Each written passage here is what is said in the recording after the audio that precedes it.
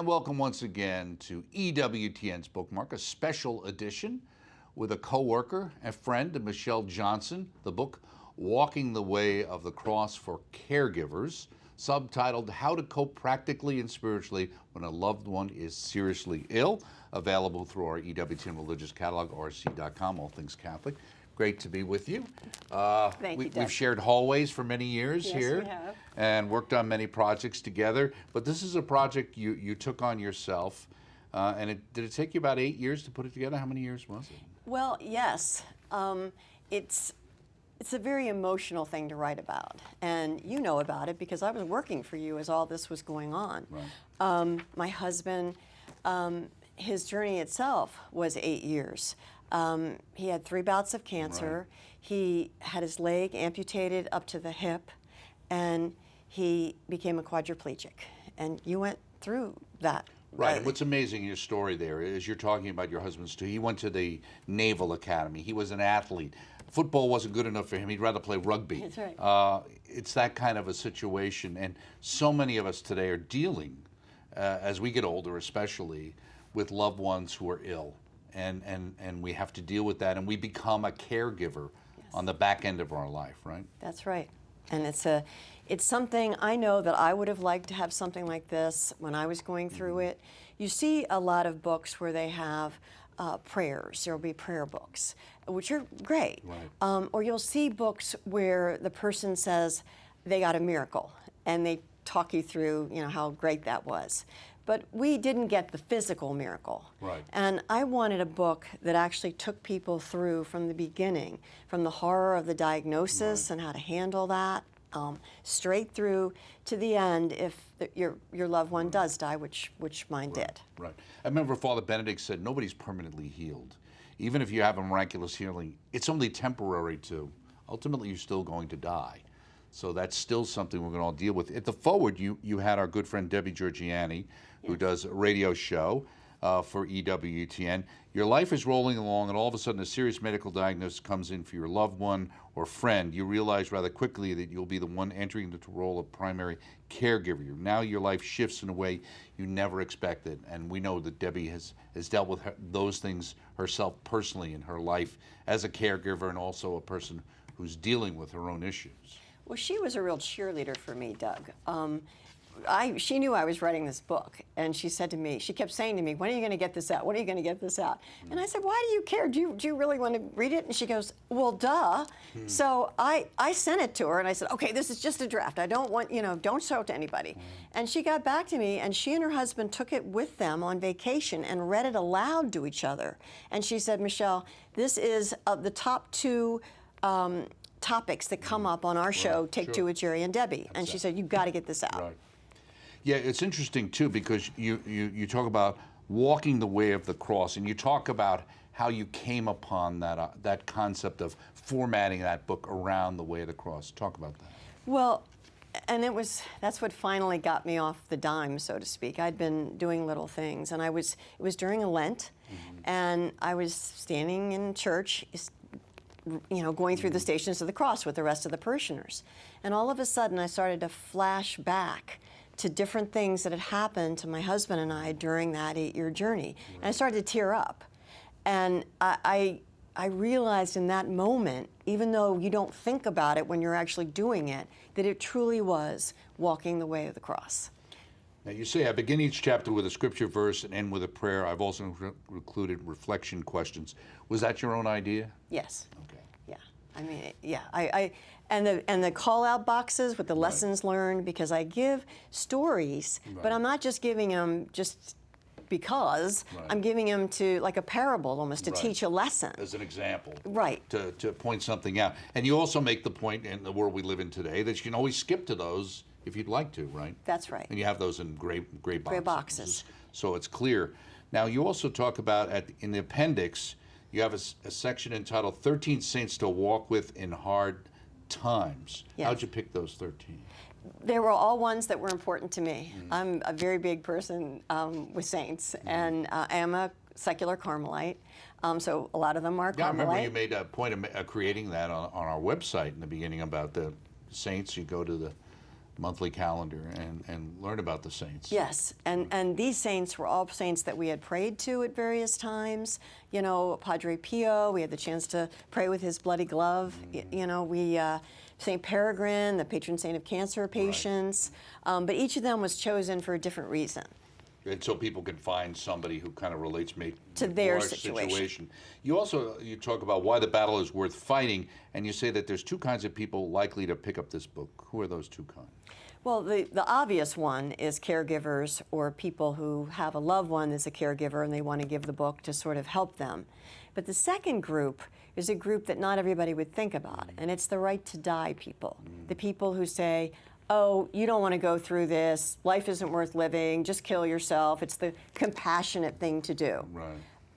I want to put the lie to that. And I don't try to preach, you know what I mean? And I don't sugarcoat what we went through.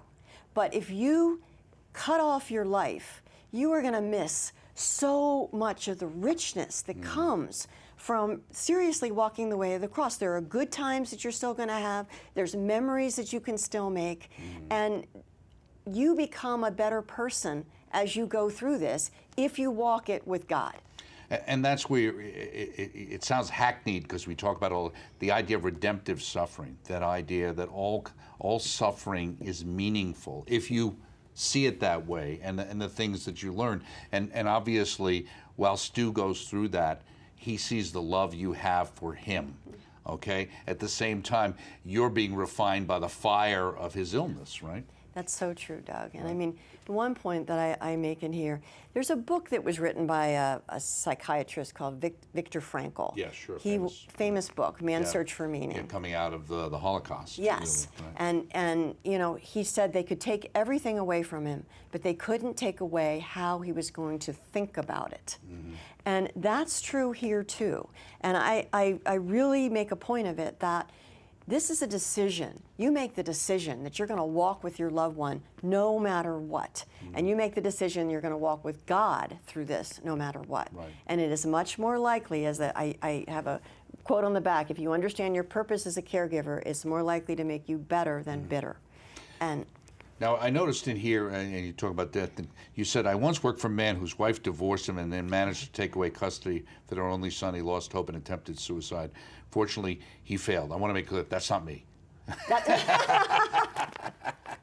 You're talking about something way in the past. yes, that's not you. And I do it because you have levity in the book. You try to bring out, you talk about going to Wyoming, Yes.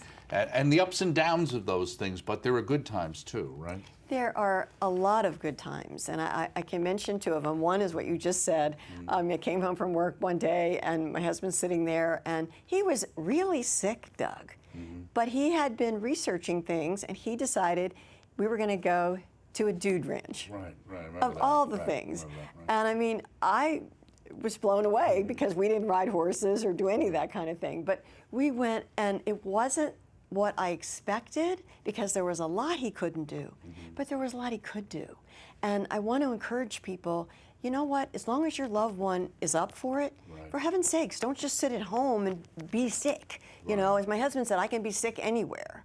But the other thing is the quiet times where, he had surgery that we were hoping was going to reverse. He was becoming a quadriplegic. Right. And is that the surgery he didn't want to tell you about? I know there's one in the story where he tells the doctor, well, don't tell her what we're... He didn't want me... He had told the doctor secretly that he wanted to come home to do the rehab. That's right. And that was a huge mistake, because I let them talk me into it, and I make a big point in the book of don't ever leave the hospital until things are settled. Because if you go home like we did, and you can't do it yourself, you can't get back in. You can't just go back, right? And you point that out. And you also make the point here, doctors are not God. Doctors are not God. And I mean, that is incredibly important, because most doctors are told, don't give people false hope. But most of them, unfortunately, don't give people any hope.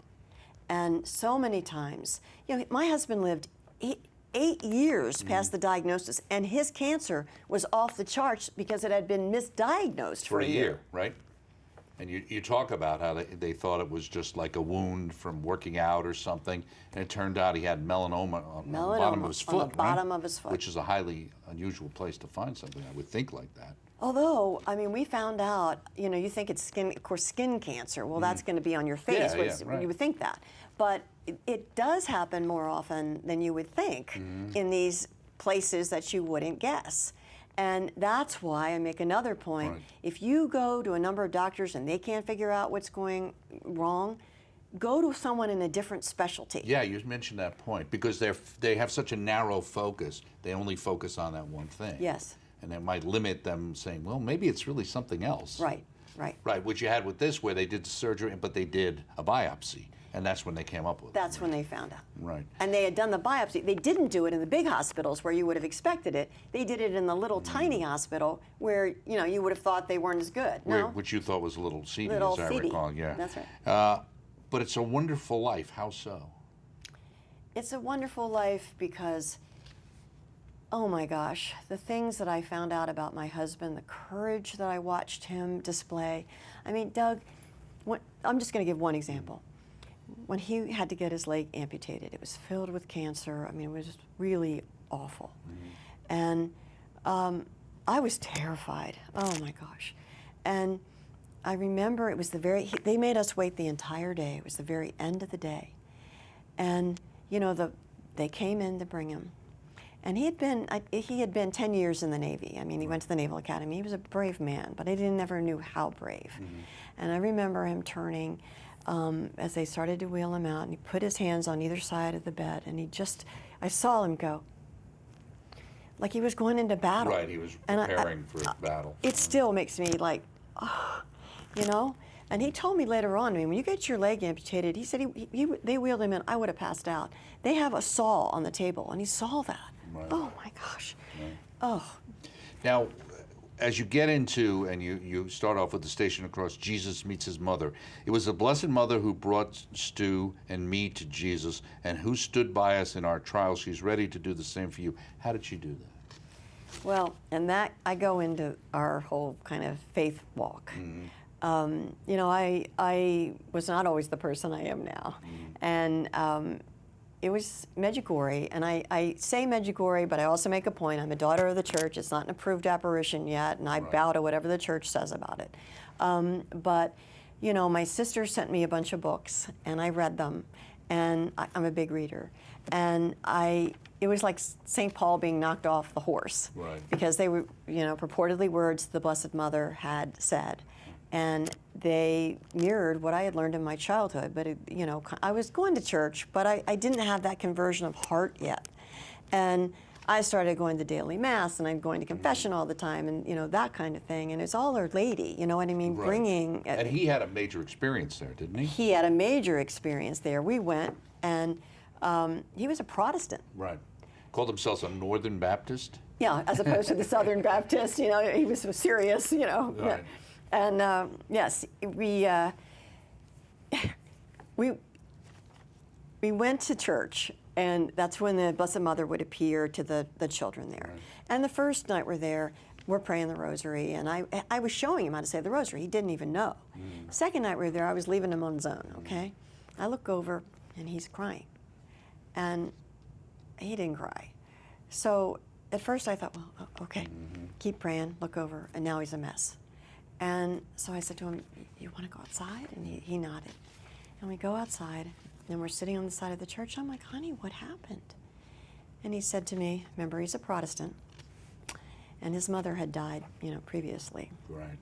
And he said to me, there is a purgatory. Because he didn't believe in purgatory. Because he didn't believe it. And my mother is there. What? Yeah. And I remember saying to him, how do you know? And he said he was just sitting there praying. And all of a sudden he felt like this electricity almost coming up and down his arms, and he opened his eyes to see who it was. And he said, he felt this, now he's trying to describe it, he was having difficulty. Right. It was like this crushing sense of despair in the middle of his chest. And he was just given to know that that was how his mother was feeling. And it's because you know, they had no service. They cremated her and they scattered her ashes. And at the time I had said to him, honey, we should pray for your mother. It's the only time he ever got mad at me about the faith. He said was she's like, already in heaven, right? Yes, she's in heaven. Right. Well, what are you saying? Yeah, and I mean, and I said, okay. She didn't go to hell, she's in purgatory. Most of us will go there. And we went and talked to a priest and he said, this is a great grace. Your mother needs prayers. And that was preparing us, little did we know, for what we would be going through. As an example of your reflection questions, you have one. What are you doing, or what could you be doing to better cope with your shock and fear at a diagnosis? You talk about when you get a cancer diagnosis. Is the possibility that your loved one may be dying impacting your faith? If so, who might you ask to help you better handle this spiritual crisis? And in fact, that's the question you kind of try to answer yourself, is when you find out there's not going to be a miracle, how does that impact your faith? And there's an entire chapter on that. In fact, there's a couple chapters on it where I really go into it, Doug, because, you know, most of us, as we've talked about before, are not going to get the physical miracle. That's why it's a miracle. But, you know, I think of two things. Number one, Jesus didn't get the physical miracle. You know, the Father sent His only Son. This is where your faith becomes real. Yeah, if the cup can be passed, let it Please, pass let from it me. pass from me. Right. But if not, thy will be done. And He was crucified. So if that could happen to Him, what makes us think it wouldn't happen to us? The servant is not greater than the master. Right. But Jesus had a purpose to save us from our sins. What's our purpose? God has a purpose for us to be going through this. The second thing I think about is the parable of the paralytic being dropped through the roof. Right. And, you know, they wanted the physical healing. And what does Jesus say? Courage, son, your sins are forgiven. And people are like, what? You know, and he looks around. He knows their hearts. He knows they want the physical healing. He says, but so you may know that the Son of Man has the authority to forgive sins. I'm going to do that too. I'm going to do that too. But which is greater? But which is greater? Right, Exactly, exactly, Doug. Which is right, greater? That's the healing of that's the miracle that most of us will get. Right. And yeah, and you talk about in this chapter about how it's important.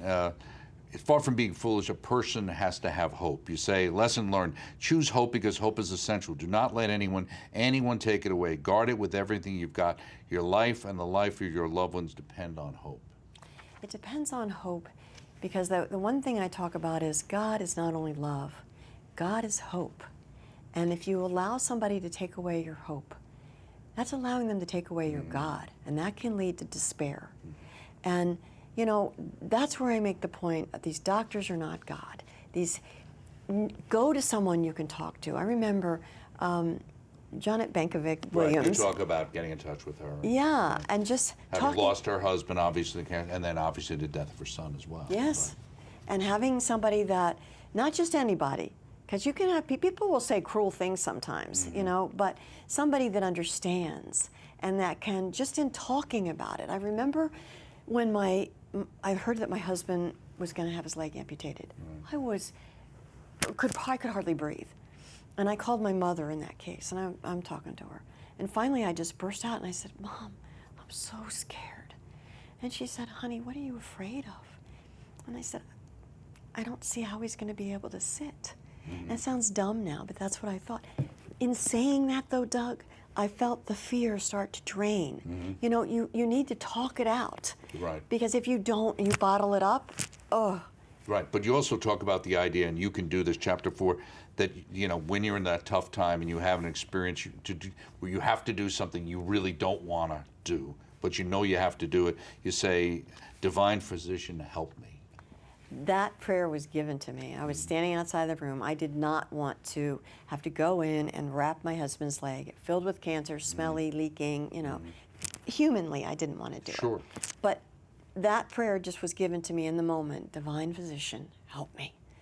And I can't even explain it, Doug. I mean, the grace rushes on you. And I mean, I walked in and I said, hey, honey, you know, let's do this. And he's like, I'm so sorry I'm putting you through this. And I said, it's not a problem. And in that moment, it wasn't, because I got the grace.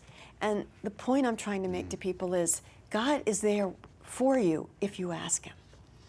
Elsewhere you go on and you talk about some of the more practical things, and the things that do happen, like when you disagree, I guess whether it's treatment or whatever. Also, when your seriously ill loved one is unreasonable. That's right. Both those things are super important. I mean, I do think that when someone has a terminal or possibly terminal diagnosis, it's their life on the line. And you want to give them first place in terms of making a decision. But in our case, I point out, we moved from Pennsylvania down here for me to take this job. You talk about you making that move. And I always thought it was great. And I always remember saying how much Stu, and he even talks about, like, you're the future now. You're our future now. Yes. Your job and what you're doing. And he supported you 100%. He did. Right. But the doctors here wanted to put him through more chemo than the doctors up in Pennsylvania. And he wanted to do that. And I was concerned because he had a very bad reaction to the last chemo he had taken. But, I brought it up to him. But he had a good reason. He just said to me, honey, if I don't do this and it, comes back, which it would end up doing, he said, I'll always wonder if I could if have. If I had done it, if I gave it that shot. Right. So I had to give him that. But then the other part, which you mentioned about disagreeing, when somebody's on heavy drugs, Right. it can change their personality. Absolutely. And just like pain does and suffering does. Yes. I mean, and they can snap and they can get more. And there was 3 incidents right in a row where he was, yelling at me. Right. And, I was trying to be, saintly and take it. And then finally, the 3rd time, I was like, okay, look. Yeah, you unloaded on him, right? And so I make the point, while the first time, just say to them, honey, wait till the incident's over, and things are calm. And just say, honey, this is hard for me too. And, just talk it out. And chances are they don't know they hurt you. And it's better to get it, clear the air up front than to wait until you explode. Right, exactly. And you go through all the different, talking about learning the lessons of driving 10 hours to MD Anderson and the idea of trying to add a little joy into that while you're doing it. Also, I thought this was interesting. Learn the lesson, page 171. Does God care about the color we paint our bathroom? If we ask him to, he does. How good it is to know we are not alone. What made you talk about the bathroom? Well, I had to make decisions when my husband got his leg amputated. It's the other thing I make a point of. Nobody tells you ahead of time, because the surgeons are focused on, getting the leg off. You better prepare your house. And it was suddenly like, well, we can't release him until you have your house ADA Right, and that's where you compliant. have to have the bathroom redone and the whole area redone. Yeah, right? So you could get around. Right. Right. Yeah. And, I usually would take forever to make a decision like that. How is it going to look, and what's the paint and the tile, and I just was like, Lord, you got to help me. And I was making decisions like that, and they ended up. I mean, I made decisions against what the guy thought would look good, and as the painter was doing, he went, "This looks great," and I was like, "Thank you, God." Little stuff. It's how God shows up. That's why I make the point. Does God care about the color we paint our bathroom? Right. He does if you ask him.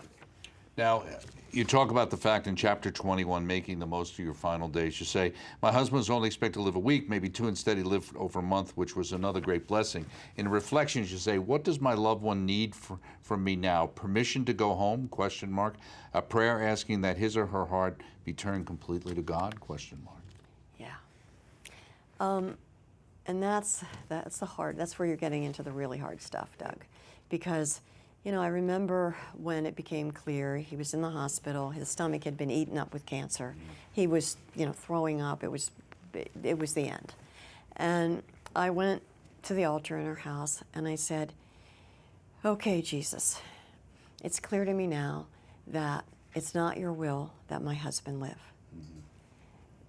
So I'm asking you, and you have to say yes to this, to turn his heart completely to you, so that he can achieve the highest degree of glory possible." And Doug, that prayer was answered immediately. I went down into his room. There was a priest staying with us, different people. He came in, he's like, "Stu, do you want to say Mass?" And he just turned this radiant face to him and said, "Yes." And anytime anybody wanted to pray, he was there. And, I had to watch as he detached, Right. From our dogs, from me. But that kind of thing has to happen. And, you know, at one point, this is before that, he had said to me, honey, I hate to leave you alone in this terrible world. And, you know, he was paralyzed. Right. And he couldn't have, and I just looked at him and I took his hand, even though I don't think he could feel it, but it was, and I said, honey, you can't think you can take better care of me than Jesus.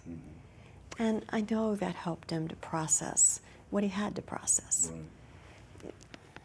Yeah, well, protection and looking after is, you know, The man's thing. his role and what he was concerned about, and your future. And it's also a point here where it says there may come a time when people ask themselves, what's the point? Did you have that point? Of course, it always crosses your mind, Doug. You know what I mean? Like, but then, you know, I prayed it through. I sat with the Lord and let Him show me some of the things I was talking about earlier. You know, I went through this, and you know, and He showed me as we went through it. I mean, Doug, I'm not the most patient person in the world, but I had to develop patience through this. He showed me that He was there every time I turned to Him. That's the miracles, the baby, what we would consider baby miracles, which are actually not baby miracles. Nothing is small. But it wasn't the one where I wanted to just get up and be like, okay, I'm fine now, you know. But sure, you know, I mean, you have the thoughts, but you decide. Love is a decision, being with your loved one is a decision.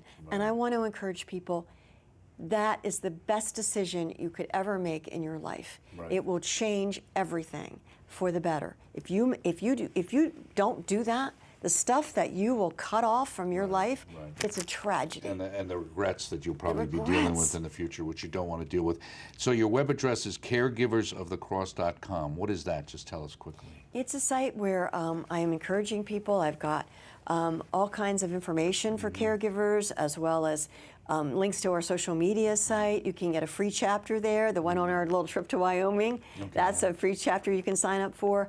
And it just kind of, I want it to become a community, Doug, Caregivers of the Cross, because I think we need it. Absolutely. Walking the Way of the Cross for Caregivers, how to cope practically, emotionally, and spiritually when a loved one has a serious illness. Michelle Johnson, thank you for writing it. Thank you. Thank you for coming and working here at EWTN all these years. And this book is available through our EWTN Religious Catalog, EWTNRC.com. It's a wonderful read. Check it out. I'm Doug Keck. Thank you for joining us here on Bookmark. We shall see you next time.